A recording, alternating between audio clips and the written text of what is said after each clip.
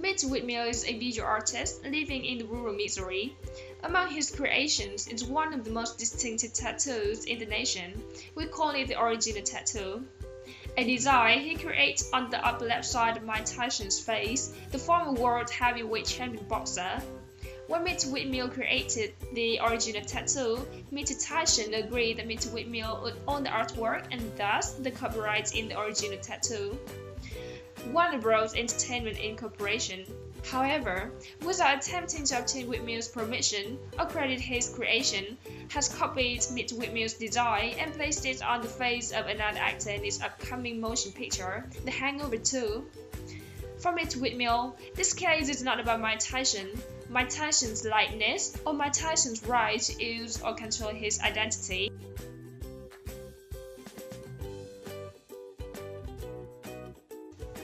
Whitmore, his art, and the original tattoo. On the 10th of February 2003, while living in Las Vegas, Mr. Whitmore created and applied an original tattoo to the side face of Mike Tyson. On the day Mr. Whitmore created the original tattoo, Mr. Tyson signed a release form acknowledging that all artwork, sketches, and drawings related to his tattoo and any photographs of his tattoo are probably a product studio of Derma Graphics. Mr. Whitmore also has created the copyright in the original tattoo.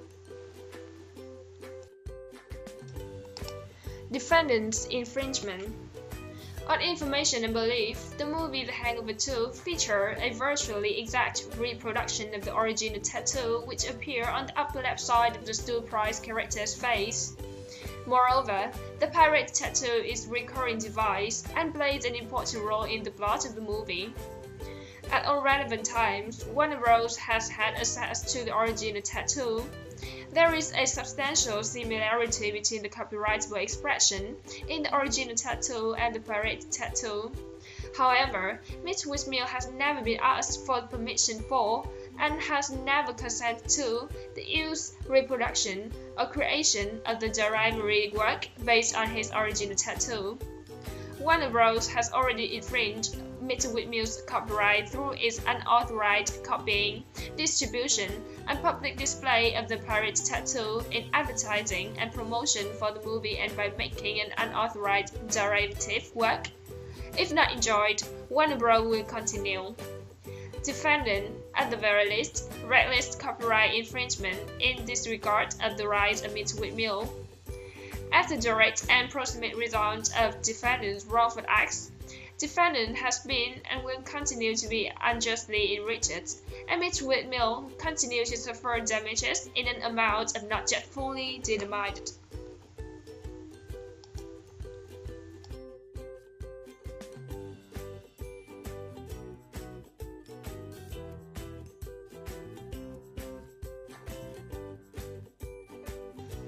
Under the term 102 of the U.S. Copyright Act, copyright protection extends to pictorial, graphic, and sculptural works that are fixed in a tangible medium. According to the Title 17 of the United States Code 201 Ownership Copyright, copyright ownership extends to the artist unless there is an agreement to the contrary for the work in question is a work for hire. Whitmore owns the copyright. The question then arises as to what this ownership actually means for Whitmore. As stated in the Title 17 of the United States Code 106, copyright holders have the right to reproduce the work, prepare derivative works, distribute copies of the work, publicly perform the work, and publicly display the work. By using the human body as the medium, however, a tattoo artist cannot reasonably expect to control all the public displays of his or her works. Thus, it is implicit in obtaining a tattoo that one expects to be able to be seen and to be photographed. The implied license, therefore, must extend at least to public display and limited reproduction via photographs and videotaping.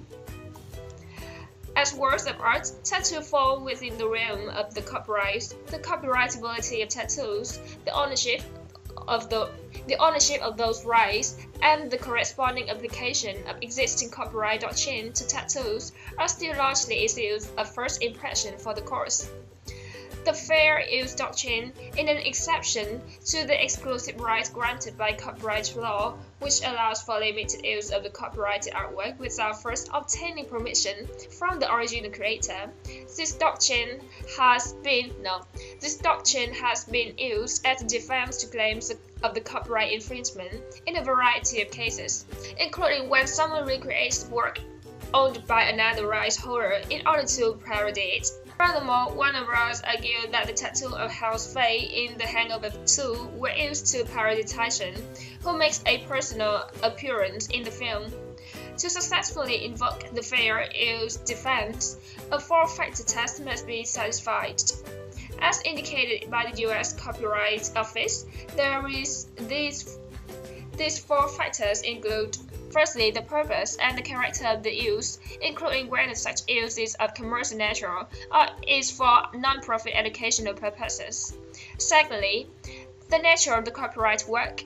Thirdly, the amount and substantiality of the portion used in the relation of the copyright work as a whole.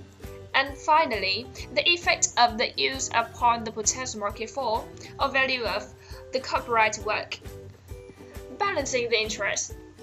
At the time which Mills sought to enjoy the film's release, Warner Bros. Had already spent nearly $80 million on promoting the film, and it has released prints of the film to over 3,700 across the country. If The Hangover Part 2's release were halted, these theaters, which have been promoting the film and selling advance tickets, would have been lost millions of dollars. However, before reaching trial, Warner Bros. And Whitmer amicably settled the copyright infringement lawsuit during the mediation session. Details of the settlement has not been released.